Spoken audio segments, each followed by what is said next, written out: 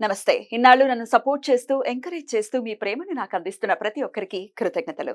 అలాగే ఈ వీడియో కూడా ఖచ్చితంగా మీకు ఉపయోగపడుతుంది. లైక్, షేర్ అండ్ సబ్స్క్రైబ్ చేసి మీ సపోర్ట్‌ని నాకు అందించండి. అలాగే ఈ వీడియో పట్ల మీకున్న అభిప్రాయాన్ని కామెంట్ సెక్షన్‌లో కామెంట్ చేసి తెలియజేయండి.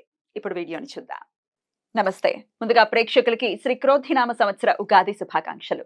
మరి ఈ క్రోధినామ సంవత్సరం ద్వాదశ రాశులకి కూడా ఎలాంటి ఫలితాలను ఇస్తోందో మనకు తెలియజేయడానికి మనతో పాటు సిద్ధంగా ఉన్నారు ప్రముఖ ఆధ్యాత్మికవేత్త, వాస్తు జ్యోతిష పండితులు నిట్టల ఫణిభాస్కర శర్మ గారు. మరి వారి ప్రిడిక్షన్స్ ని ఇప్పుడు చూద్దాం.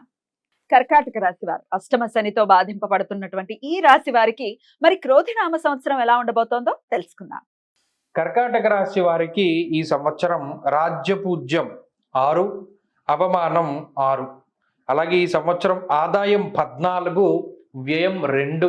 చాలా ఆనందంగా ఉంటుంది. ఆదాయం 14, వ్యయం 2 అంటే ఎందుకంటే ఇది ఎందుకు కలిగింది అంటే గురు బలం వచ్చింది. అసలు మీకు గురు బలం వచ్చి ఎంతకాలం అయిందో, ఎంతో కాలం అయింది గురు బలం వచ్చి. ఇప్పుడు మళ్ళా గురువుడు మీకు అనుకూలంగా ఉన్నారు. అయితే మే నెల 1వ తారీఖు వరకు గురుడు 10వ ఇంట సువర్ణమూర్తి, తదుపరి 11వ ఇంట లోహమూర్తిగా సంచారం చేస్తారు.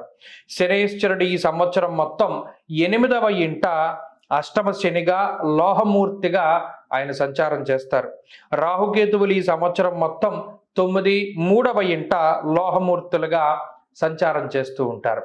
అయితే ఈ సంవత్సరంలో అష్టమ శనేశ్వరుడు భాగ్యరాహు యొక్క దోషాలు ఉన్నప్పటికీ కూడా లాభస్థానమందు గురుగ్రహం తన సంపూర్ణమైనటువంటి శుభ ఫలితాలని ఈ కర్కాటక రాశి వారికి ఆయన అందిస్తూ ఉన్నారు. అందువల్ల ఈ లాభస్థానమందు గురుడే ఈ సంవత్సరంలో అత్యంత శుభదాయకమైనటువంటి గ్రహంగా చెప్పవచ్చు. ఎందుకంటే గత సంవత్సరం అసలు 3 గ్రహాలు ప్రతికూలంగా ఉన్నాయి, దీర్ఘ సంచార గ్రహాలు. మరి ఈ సంవత్సరం గురుడు అనుకూలంగా ఉన్నారు కాబట్టి ఇది చాలా విశేషమైనటువంటి శుభము. పూర్తిగా గురుబలం ఉన్నది. దీర్ఘ సంచార గ్రహాల్లో ప్రతికూలంగా ఉన్నప్పటికీ గురుడు లాభదాయకంగా ఉంటారు కాబట్టి యశోవృద్ధిర్బలం తేజ సర్వత్ర విజయ సుఖం అనేటువంటి శాస్త్రవచనం ప్రకారం కార్యజయము. చాలా కాలం తర్వాత ఏ పని ప్రారంభించినా ఆ కార్యం సఫలీకృతమయ్యేటువంటి పరిస్థితులు ఈ రాశి వారిలో కనబడుతూ ఉన్నాయి. అలాగే అష్టమ శనేశ్వరుడు కూడా ఏం చేస్తారంటే ఇక్కడ 2 కాంట్రవర్షియల్ గ్రహాలు. గురుడు లాభస్థానంలో ఏ పనినైనా చేయగలిగేటువంటి శక్తిని ఇస్తే, అష్టమంలో శనేశ్వరుడు నానా కార్య విరోధస్య, ఏ పనిని ఎలా చెడగొట్టేయాలి అనేటువంటి వాటి మీద ఆయన పూర్తిగా ఫలితాన్ని ఇస్తూ ఉంటారు. 2 కాంట్రవర్షియల్ గ్రహాలు. ఒకటి పూర్తి పని అయ్యేలా చూస్తే ఇంకొక ఆయన పూర్తిగా పని అవ్వకుండా చేస్తారు. మరి ఆ రెండిట్లో డామినేటివ్ ప్లానెట్ గురుడే అయి ఉన్నారు కాబట్టి ఆయన వల్లే మీకు శుభ ఫలితాలు రావాలి. ఇక ఆటంకాలు పూర్తిగా ఆగిపోవడం లాంటి వాటికి కారకులు. అయితే ఈ సంవత్సరం ఈ గురుగ్రహం వల్ల ఈ ప్రతిబంధకమైనటువంటి దోషాలన్నిటి నుండి కూడా ఈ రాశి వారు బయటపడతారు. మరీ ముఖ్యంగా గతంలో వాయిదా పడ్డటువంటి ప్రయాణాలు కానీ, నిర్మాణాలు కానీ, ఉద్యోగ ప్రయత్నాలు కానీ, వివాహ ప్రయత్నాలు కానీ, సంతాన ప్రయత్నాలు కానీ, మరి ఏ ఇతరత్ర ప్రయత్నాలు అయినా సరే గతంలో వాయిదా పడినటువంటి వాటిని తిరిగి ఈ సంవత్సరం ప్రారంభించి పూర్తి చేస్తారు కూడా. నష్టపోయినటువంటి ధనము లేదా ద్రవ్యము వీటన్నిటినీ కూడా తిరిగి సంపాదించుకునేటువంటి శక్తిని ఈ గ్రహస్థితి ఇస్తుంది. అలాగే ఇష్టమున్నటువంటి నచ్చినటువంటి వ్యక్తిని వివాహం చేసుకునేటువంటి స్థితికి ఈ గ్రహస్థితి కారణమవుతుంది. ప్రత్యేకించి ఉద్యోగాన్ని అభివృద్ధి చెందిస్తుంది ఈ గ్రహస్థితి. మరీ ముఖ్యంగా వస్త్ర వ్యాపారస్తులు, బంగారం వ్యాపారస్తులు, అలాగే ఈ ప్రభుత్వ పరంగా పనిచేసేటువంటి కాంట్రాక్ట్ ఉద్యోగులు వీళ్ళందరికీ పర్మనెంట్ అవ్వడం, అలాగే పూజా స్టోర్స్ పెట్టుకున్నటువంటి వారు, కళాకారులు, కవులు, ప్రవచనకర్తలు, అలాగే పురోహితం చేసుకునేటువంటి వారు, మాటలు పాటలు రాసేటువంటి వారు, గాయని గాయకులు, ప్లేబ్యాక్ సింగర్స్ వీళ్ళందరూ కూడా ఈ సంవత్సరంలో చాలా అద్భుతమైనటువంటి ఫలితాలు ఈ కర్కాటక రాశి వారు వీరందరూ కూడా అనుభవించడానికి అవకాశం ఉన్నది. మరీ ముఖ్యంగా ఎవరైతే వ్యవసాయదారులు ఉన్నారో, కష్టం చేసుకుని జీవనాన్ని సాగిస్తున్నటువంటి వారు ఉన్నారు, కూలి పని చేసుకుని లేదా రిక్షా తొక్కి, ఆటో నడిపి, ట్రాక్టర్ నడిపి, లేదా ఏదైనా ఓలా, ఊబర్ ఇటువంటి వాటిని నడుపుతూ, అలాగే వాహనాలకి సంబంధించినటువంటి కంపెనీల్లో పనిచేస్తూ ఉన్నటువంటి వారు, సాఫ్ట్వేర్ ఇంజనీర్లో ఉన్నటువంటి సాఫ్ట్వేర్ రంగంలో ఉన్నటువంటి వారు వీరందరూ కూడా ఈ సంవత్సరంలో లాభదాయకంగా చక్కగా నూతన గృహాలని కట్టుకునేటువంటి సంకల్పం కూడా జరుగుతూ ఉంటుంది. వాళ్ళ పిల్లలు వాళ్ళ కుటుంబాల అభివృద్ధిలో ఉండడాన్ని చూడవచ్చును. అలాగే ఈ సంవత్సరంలో ప్రత్యేకించి కర్కాటక రాశి వారు ఎవరైతే విదేశాలకి వెళ్ళాలి అనుకున్నారో, విదేశాలకి వెళ్ళి అక్కడ ఇబ్బందులు పడుతూ వారు ఏదైనా సమస్యాత్మకంగా ఉంటే వారికి కూడా ఈ గ్రహస్థితి చాలా అనుకూలంగా ఉండి ఆ సమస్యలన్నింటినీ కూడా తొలగింపజేస్తుంది.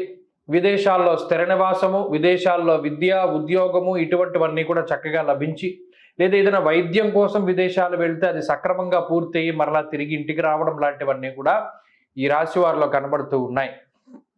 ఇది శుభంగా ఉంటుంది ఈ గ్రహస్థితి. మరీ ముఖ్యంగా శుభ కార్యక్రమాలు జరగడం, సత్సంతాన సౌభాగ్యం పొందడం, ఇవన్నీ కూడా కర్కాటక రాశి వారు పొందడానికి అవకాశం ఉంటుంది. అష్టమ శనేశ్వరుడు ఉన్నారు. నానా కార్య విరోధస్య వ్యాధిపీడ ధనక్షయం. ఈయన మిమ్మల్ని ఇబ్బంది పెట్టినా కూడా గత సంవత్సరంలో ఆ ఇబ్బందులన్నీ కూడా మీరు పడ్డారు కాబట్టి, ఈ సంవత్సరంలో గురుబలం ఉన్నది కాబట్టి శనిచ్చేటువంటి ఫలితాలు తగ్గుముఖం పడతాయి. గతంలో మీపై వచ్చినటువంటి నీలాపనందరూ తొలగించుకోగలుగుతారు. ఎక్కడైతే ఓటమి వల్ల మీరు తలదించుకున్నారో తిరిగి అదే స్థానాన్ని విజయాన్ని సాధించి అందరి మన్ననల్ని కూడా పొందుతారు. ఉద్యోగము, ప్రమోషన్లు ఆశించినటువంటి చోటికి బదిలీలు జరుగుతూ ఉంటాయి. వ్యాపార లాభం ఉంటుంది. వ్యాపార విస్తరణ, వంశపారంపర వ్యాపారాలు అభివృద్ధి చెందుతూ ఉండడము, ఆ మెడికల్ షాపులు పెట్టుకున్నటువంటి వారు వీరందరూ కూడా అభివృద్ధి చెందుతూ ఉండేటువంటి పరిస్థితులు ఉన్నాయి. కొత్తగా వ్యాపారాలు ప్రారంభించి అభివృద్ధిలో నడపడం, వ్యాపార విస్తరణ ఇవన్నీ కూడా ఈ రాశి వారికి కనబడుతూ ఉన్నాయి. దైవ దర్శనాలు, పుణ్యనది స్నానాలు, ధార్మిక కార్యక్రమాల్లో పాల్గొంటారు. అయితే భాగ్యస్థానముందు రాహు యొక్క సంచారము, మరీ ముఖ్యంగా 9వ స్థానము అంటే అది పితృస్థానము.